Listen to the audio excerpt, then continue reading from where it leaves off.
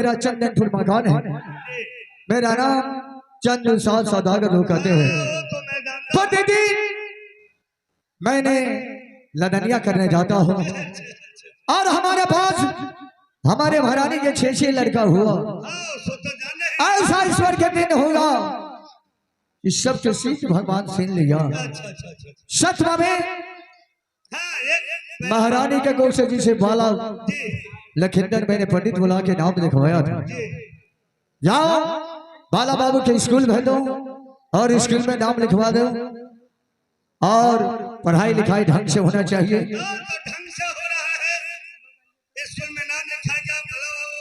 और कुछ दिन के बाद बाला लखिंदर जब जवान हो जाएगा तब मैं इससे शादी करूंगा। क्यों कि ये चंदनपुर के राज रोशन करना चाहिए।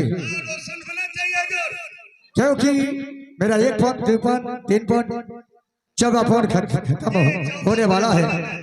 इसलिए कि मैं बाला लखिंदर की शादी कर देते बहुत अच्छी बात होता। मैं चलता हूँ, अगर कहीं के भतवार आएगा मुझे जरूर खबर देना। हाँ ठीक है साहब। आओ चलो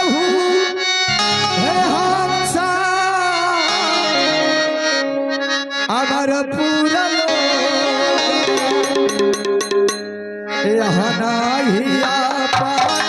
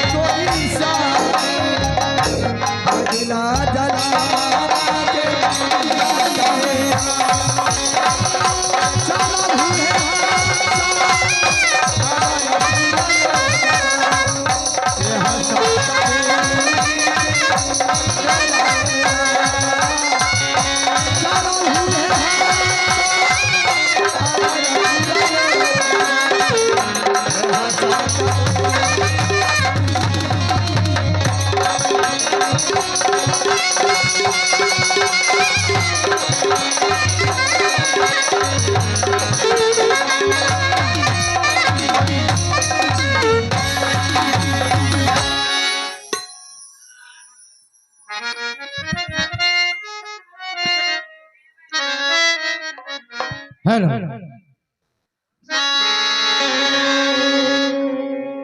आहो घर मारा पारैया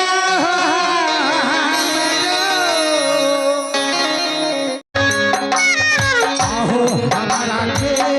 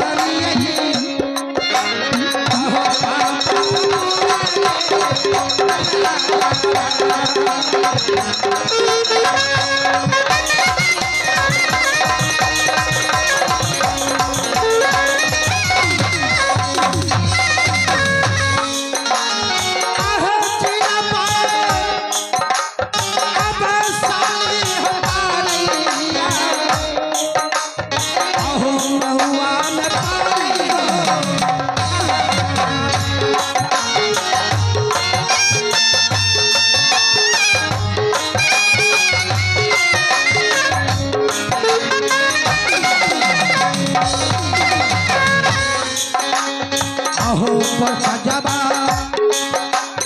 अहो परया अहो पर सजबा परया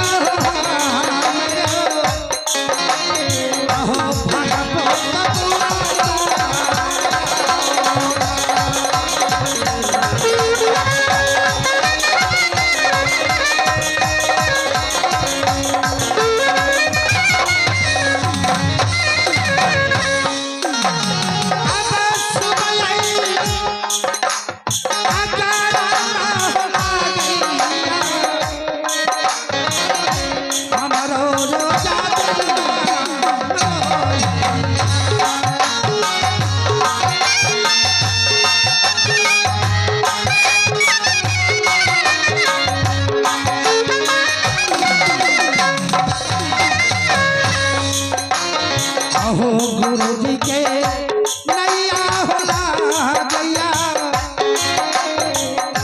गुरु जी के अहो नैया होला गैया अहो स्वर्ग अमृत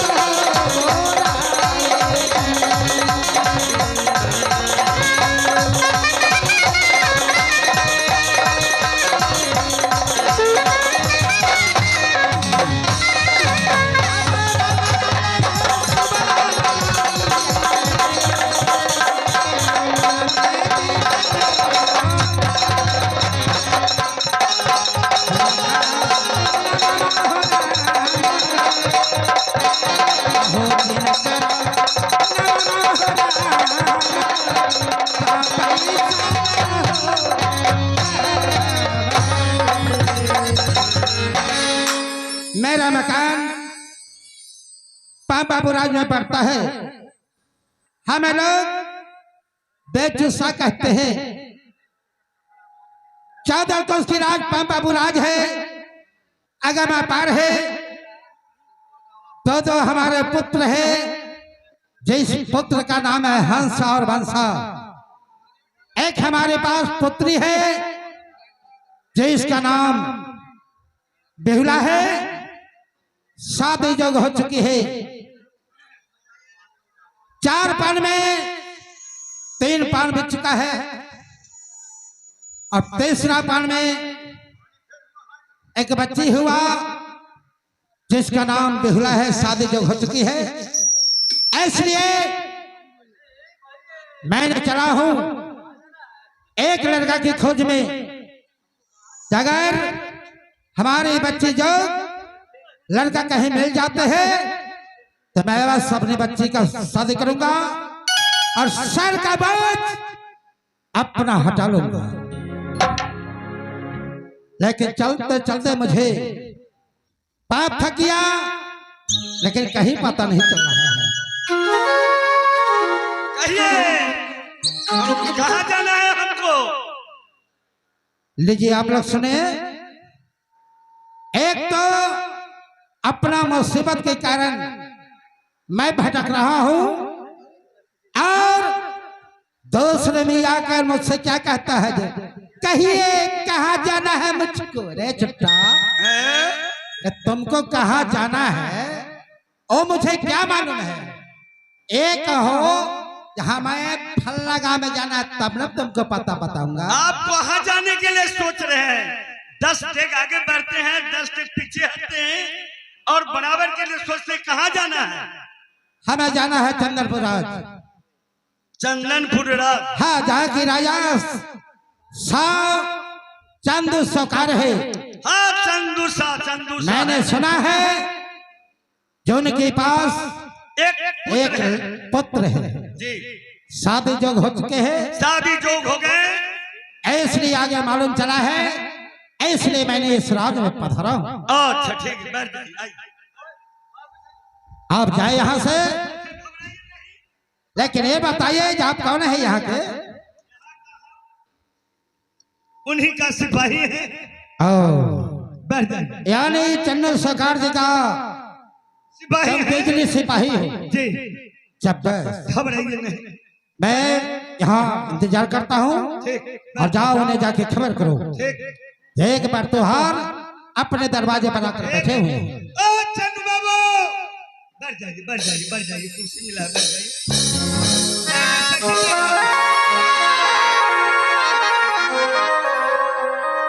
जब तक से नहीं हो तो आप चाय नाश्ता कीजिए। नाश्ता में क्या भेजवा दे आपको? नाश्ता में क्या चलता है? दाल चूड़ा खाइएगा? चट्टा कहेगा, दाल और चूड़ा चलता है। अरे तू अरे नाश्ता में यार मिठाई चलता है, नमकीन चलता है। मिठाई का यहाँ प्रबंध नहीं है।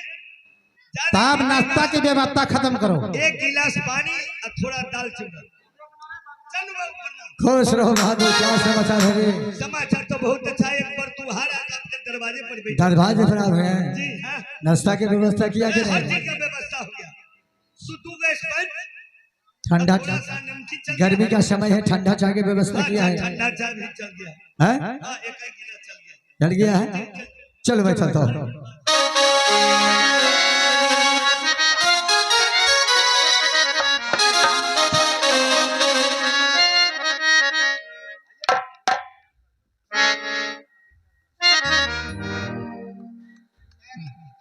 नमस्कार नमस्कार। आपको मैं नहीं पहचाना, आपसे मैं कुछ पूछना चाहता हूँ। क्या कहना चाह रहे हैं? सुनिए। ठीक है, कैसे?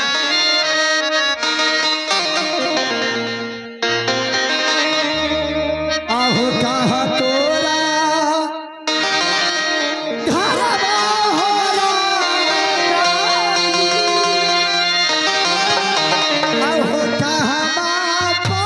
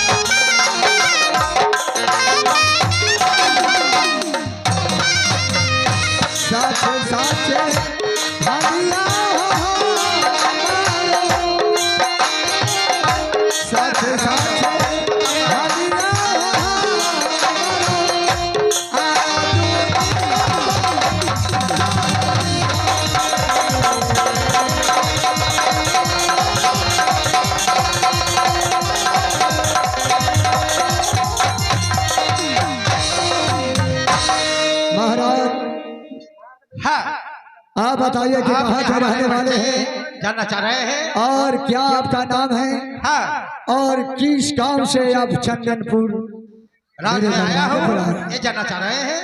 हाँ हाँ मैं जरूर बताऊंगा आपसे। बताइए। जब तक नहीं बताऊंगा अब क्या समझेंगे? चंदनपुर राज में बैच सरकार क्यों है? हाँ महाराज, सुनिए, मेरा पूछना तो फट बनता है।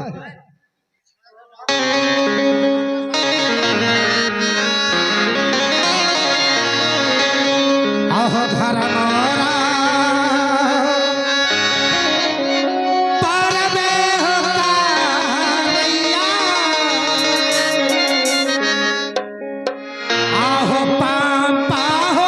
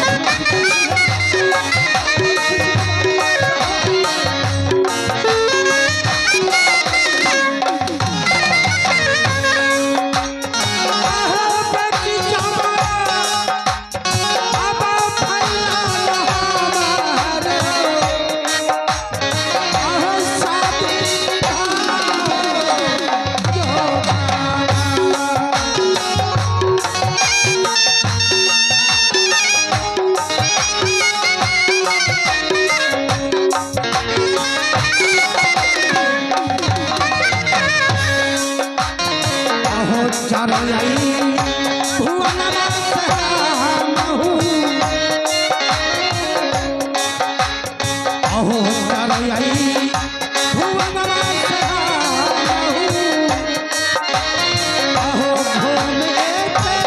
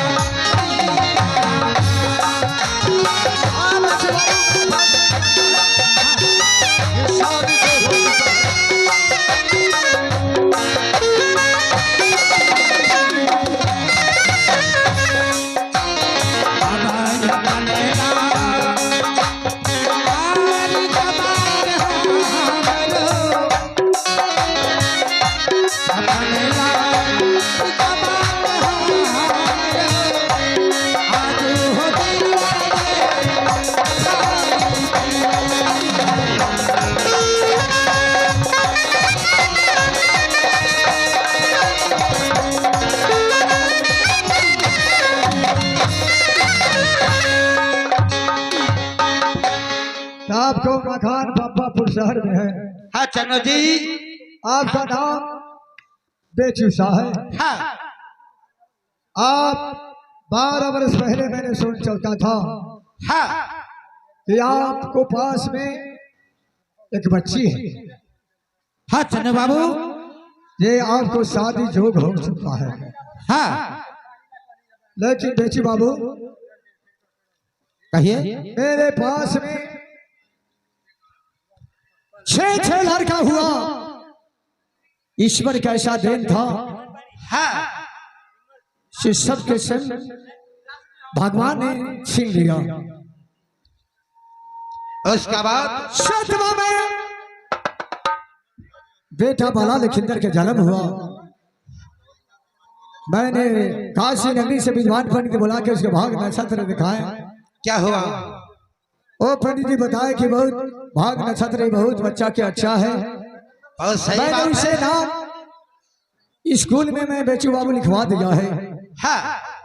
और मैं सोचता हूँ कि बाला बाबू के साथ ही अपने जिंदगी में कर लेते तो बहुत अच्छी बात होती। हाँ। तो आप ये बताइए कि चंदनपुर में किस लिए आए हैं? तो साफ साफ खोल के बताइए बेचू बाबू। मैंने सुना है कि आपके पास में एक संतान है। हाँ बेचू बाबू। शादी जोग हो चुके हैं और मेरा भी बच्ची शादी जोग है। इसलिए मैंने चला हूं कि आप अपने लड़का को दिखला देते। मैंने अपनी आंखों से देख लेता। अगर हमारी बच्ची जो आपका लड़का मुझे पसंद होंगे तो शादी का बातचीत पक्का है। बिल्कुल आपने सही कहे बेचू बाबू। लेकिन इसमें घबराते हैं चाहे आप लोग। लड़का अगर आपको पसंद पड़ेगा तब आपको लड़की जोग मेरा लड़का होगा। हाँ। तो आगे बातचीत बढ़ेगी ना थमा यहीं पर रह जाएगा। क्यों नहीं? है कि ना? लेकिन बेचू बाबू सर्वप्रथम मैं लड़का के बुलवाता हूँ। लड़का देख लीजिए लड़का पसंद पड़ेगा तो उस समय से जब दोनों आदमी अचर बचर कर रहे हैं, क्या करें? क्या को लड़का चाहिए? क्या को लड़का चाहिए? अरे बच्चे हमारे पास एक है, बेचू बाबू का तो लड़का एक चाहिए। इसका खपरा खराब ये है, लड़का लड़का चाहिए। तुमको पूछना चाहिए कि लड़की का उम्र कितना है। अब मेरे लड़का का उम्र कितना है अचर बचर कर रहे हैं। पूछो। अच्छा बेचू बाबू, हाँ आपको पास लड़की है, बच्ची है, हाँ, कितना उम्र होगा? हमारे बच्चे का उम्र 10-11 साल का है। कैसा? 10-11 साल। 10-11 साल। लड़का का साल का चाहिए? लड़का चाहिए 12 साल के, कम से 12 कम साल उम्र का। अच्छा यदि लड़का का उम्र 12 साल नहीं पूरे, हाँ। 6 साल का दूगो लड़का मिल जाए। चन्नो बाबू, मारेंगे। इसका अरे छोटा बेचू बाबू के लड़की 10-11 साल का है, तो लड़का होना चाहिए कम से कम 20 साल चाहे 18 साल का होना चाहिए। लड़की का उम्र अगर 10 साल होता है तो लड़का को है 20 साल। अगर लड़की का उम्र होना चाहिए 18 साल का तो लड़का होना चाहिए 20 साल का। यदि लड़का का उम्र 20 साल नहीं पूरे, 10 साल का दूगो लड़का। मैं छोटा कहता खैर से ना कर दिया दद्दू ना 20 साल का लड़का। बेचू बाबू के ये इसका समझाइए, नहीं तो एक खपरा लड़की इसका है। समझ क्या करेगा? तो लड़का एक होना चाहिए। बेचू एक बाबू, बच्ची है, लड़का हमको डबल चाहिए। बेचू बाबू घबराइए मत, आप बहुत घबराते हैं। घबरा के नहीं, बातें बोलता है ऐसा। ये मेरा सिपाही है, माने नौकर है, तो उसको समझाइए आराम से। इस राज का तारफल है। इसको कभी कभी दिमाग है से उल्टा सीधा हो जाता है। ओ, हमसे तो मिलकर क्यों नहीं राजी भेज देते हैं इसे? और मिलकर रहिएगा तो लड़का एकदम मिल जाएगा। सुनिए बेचू बाबू, लड़का पसंद पड़ जाएगा हाँ, तो लेन देन अपने मुंह से मैं नहीं बोलता हूँ, कौन बोलता है? इसलिए कि सारा जिम्मेदारी मैंने द्वार बाल के रख दिए, समझे कि नहीं। हाँ, सारा ये- अगर लड़का पसंद आपको पड़ जाएगा तो खास कारण ठीक है, नहीं। बुलवाइए आप लोगों को। लड़ बहादुर, बाला बाबू स्कूल गया है, बाला बाबू को खबर देकर बुलवाइए। ऐसा करो यहीं से फोन कर दो। बाला बाबू चला के पिताजी याद कर रहे हैं। फोन का जमाना हो गया है। हाँ हाँ, कॉलेज में हेडफोन बुला लेते हैं। बहुत अच्छी बात। ये तो मोबाइल वाला, ये मोबाइल नहीं, मोबाइल भाई, बेगर मोबाइल से आएंगे। वाह रे वाह। हेलो हैं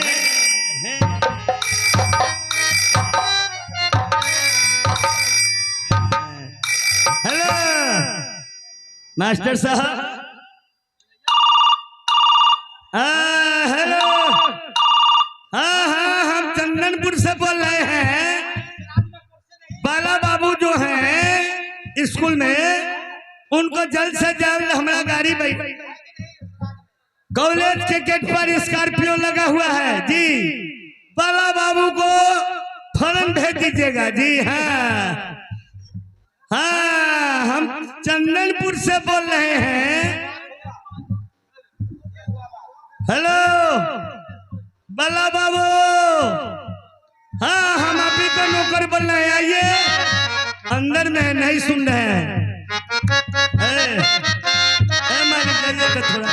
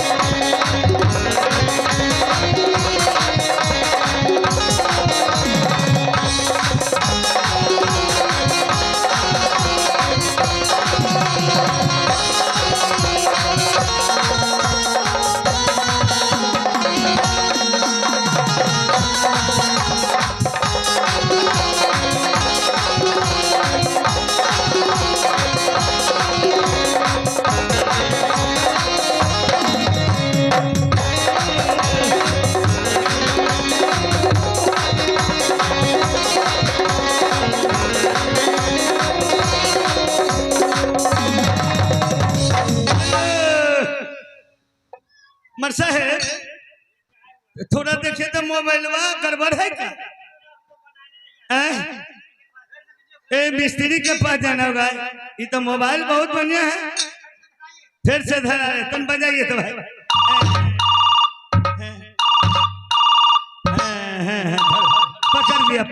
पकड़ लिया स्टेशन। वाह वाह वाह। हाँ जी हम आप ही को नौकर बोल रहे हैं, चंदनपुर से बोल रहे हैं।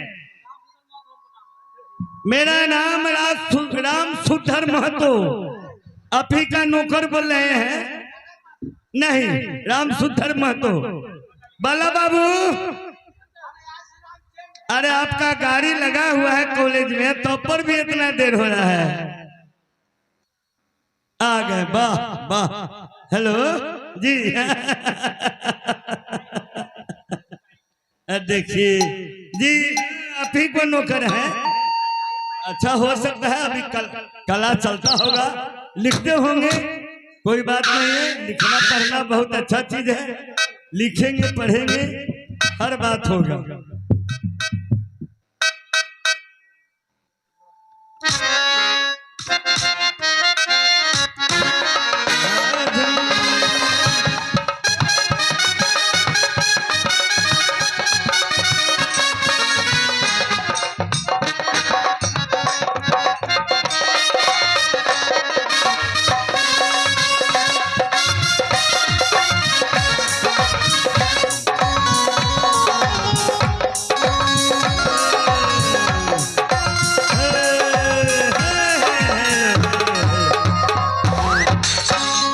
हेलो गाड़ी पर बैठ गए, कोई बात नहीं। क्या बात है?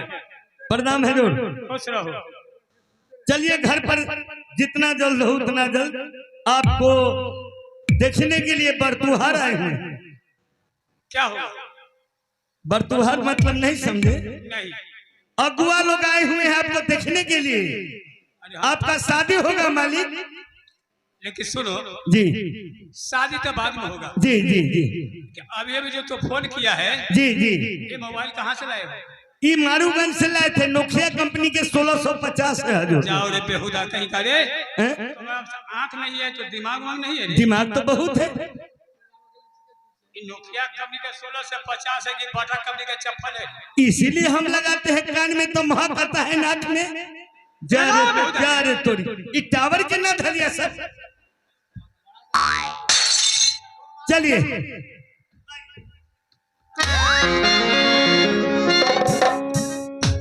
पिताजी के चरणों में सादर करूं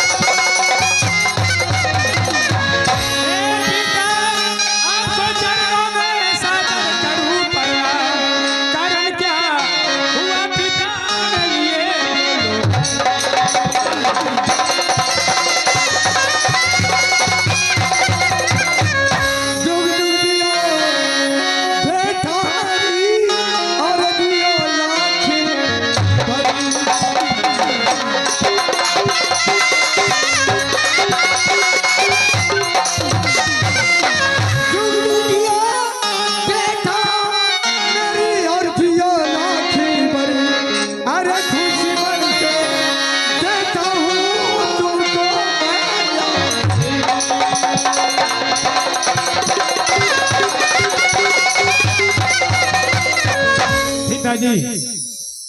हाँ बेटा बोले लखीधर, आपसे कुछ कहना है? इजाजत है, कर सकते हो। आहो कौन डरा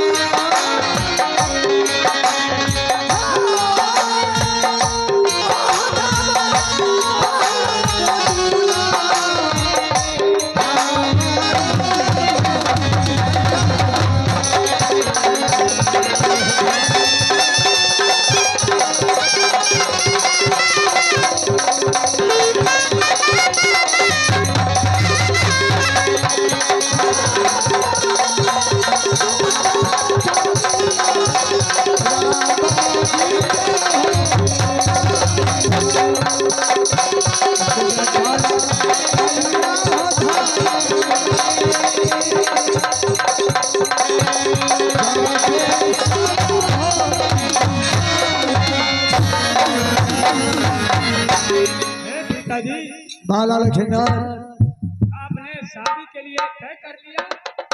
हाँ पापापुर के रहने वाला बेचू बाबू हमारे दरवाजे पर आए हैं, उनसे सारा बात हो चुका है। उन्हें कहे कि चन्नू बाबू सर्वप्रथम आप मुझे लड़का दिखाइए, अगर लड़का पसंद पड़ जाएगा लेन देन बातचीत बाद में होगी। हेलो बाला लखींदर इतनी आवाजें बेचू बाबू दरवाजे पर खड़े हुए हैं। हेलो चलो बेचू बाबू से मुलाकात करो, जो क्या आओ मेरे साथ।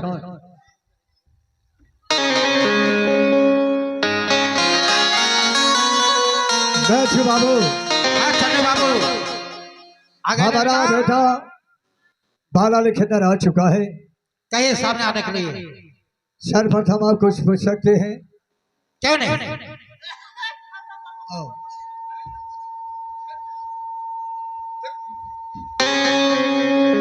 आहो गोरा तोरा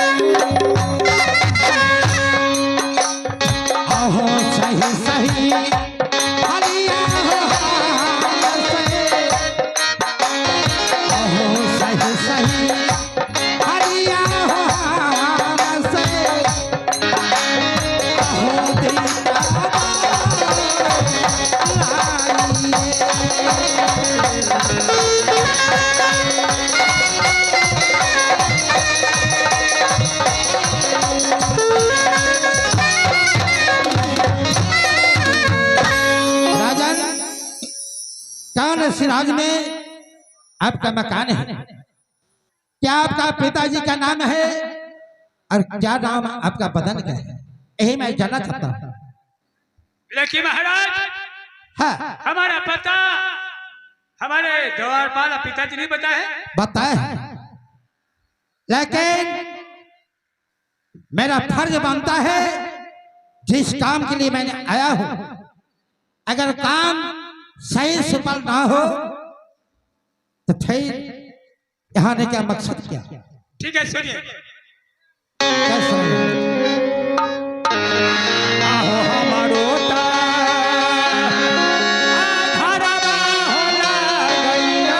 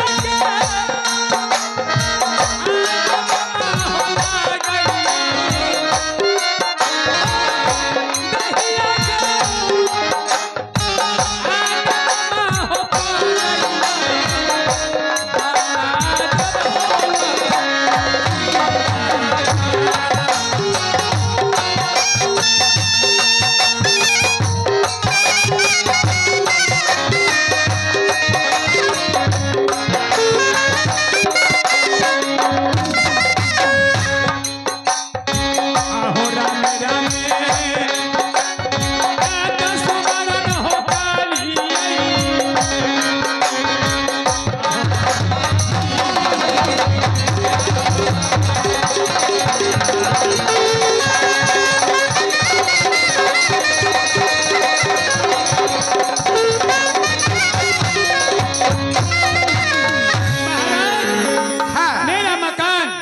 चंदनपुर शहर है और पिताजी का नाम? हमारे पिताजी का नाम चंदू सा सौदागर है और आपके बदन का नाम?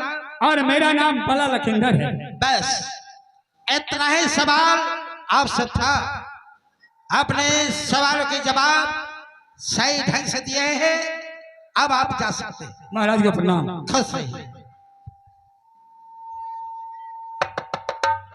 चन्नू बाबू, हाँ बेटी बाबू, लड़का मुझे पसंद है। लड़का पसंद पड़ गया? हाँ, जैसी हमारी लड़की है, लड़की जोग आपका लड़का है। लेकिन बेटी बाबू, हाँ, आपसे एक कहना है। क्या कहना है? कि मैंने पहले कह चुका है कि कोई लेन देन द्वारपाल करेगा, लेकिन लेन देन बात की बात है। हाँ, मैं यहाँ से आपको मकान जाऊंगा, मकान जाने के बाद आपको मैं लड़की देखूंगा।